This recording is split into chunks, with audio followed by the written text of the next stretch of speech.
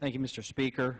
I want to add my voice to the growing number of members, not only here in this body, but also in the Senate, that are calling on Senator Reid to take action. Last week, on Wednesday, 30 freshmen and myself wrote a letter imploring Senator Reid to pass a long-term continuing resolution so that we could address the bigger issue of our fiscal year 12 budget. We said simply, we the undersigned call on you in the Senate to pass a long-term continuing resolution, a resolution that hears the calls of the American people and makes reasonable, responsible cuts. We've received nothing from the Senate except denials of the dire straits of our nation's fiscal health. Mr. Reid, we're letting you know that we will rally on the Senate steps every day until you pass a long-term continuing resolution. And that's exactly what we've done every day for the past week. In fact, today will be the 8th day in just a few minutes that we step over to the Senate to be a leader. On Wednesday of this week, we sent another letter asking Senator Reid, if he wasn't willing to lead, to step down and allow someone in who would lead. 90 members signed that, and we were joined by members of the Senate in that call, asking Mr. Reid simply, your lack of action and absence of leadership is irresponsible.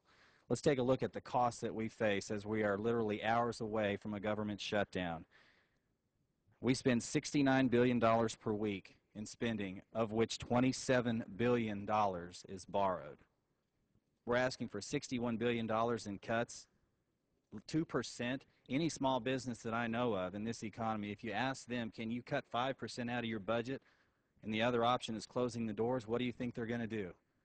They're going to find the 5% and stay open and keep the doors open and stay in business. That's all we're asking at this point, a small down payment for the bigger picture that's coming up in fiscal year 12.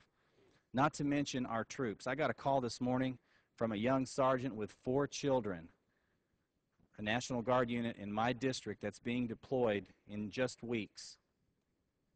And he said, Congressman Crawford, we are frustrated. We're angry. We're upset. What's going to happen to my family as I go to Afghanistan and they rely on my paycheck? And yet the Senate says, nope, we're not interested in funding the troops for the balance of this year. Yesterday, this body took responsible action in funding the troops for the balance of this year and funding our government for another week until we could address the bigger picture for the balance of fiscal year 11.